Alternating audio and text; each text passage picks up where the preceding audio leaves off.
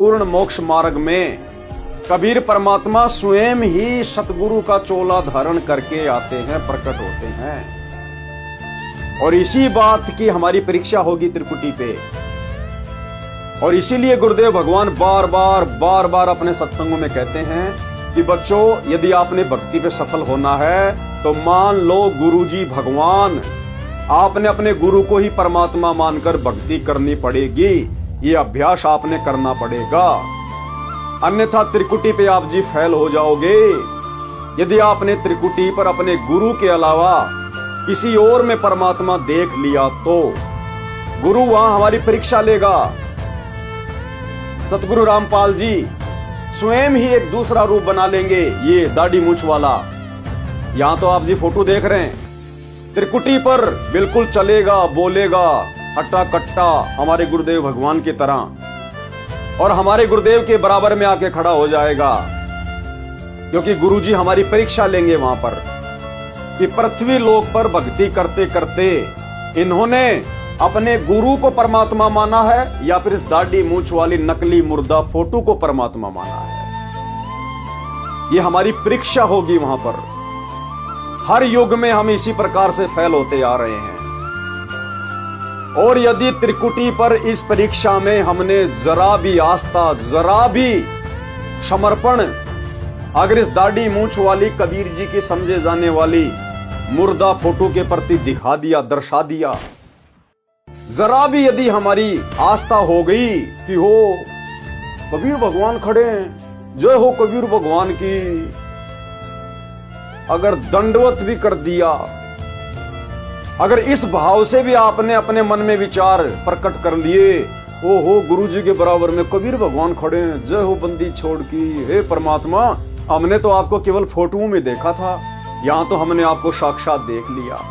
गए काम से उसी समय फैल, परमात्मा रिजेक्ट कर देगा कि नालायक, नीचे पृथ्वी पर तेगरे को सैकड़ों साल यही ज्ञान दिया था क्या? हर सत्संग में बार बार समझाया जाता था कि गुरु को परमात्मा मानना पड़ेगा, गुरु को परमात्मा मानना पड़ेगा।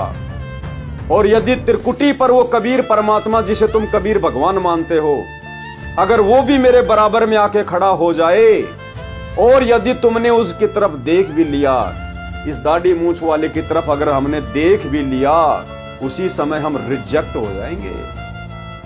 हमने तो अपने गुरु को ही सब कुछ मानना पड़ेगा कि अगर ये भी कोई भगवान है छोटा मोटा, तो ये भी हमारे गुरुजी के अंदर ही है, हमारे गुरुजी के थल्ले थल्ले है। हमारे गुरु के अलावा और कोई परमेश्वर, कोई भगवान, कोई अल्लाह, कोई रब, कोई गॉड, कोई वाई गुरु नहीं है। चाहे कोई कितने रूप बना के क्यों ना खड़े हो जाएं, हमारी परीक्षा के लिए गुरुदेव भगवान चाहे किसी का रूप बना के बराबर में क्यों ना खड़ा कर दे, हमने उस तरफ झांकना भी नहीं है, देखना भी नहीं है। अगर देख भी लिया, उसी समय रिजेक्ट हो जाएंगे।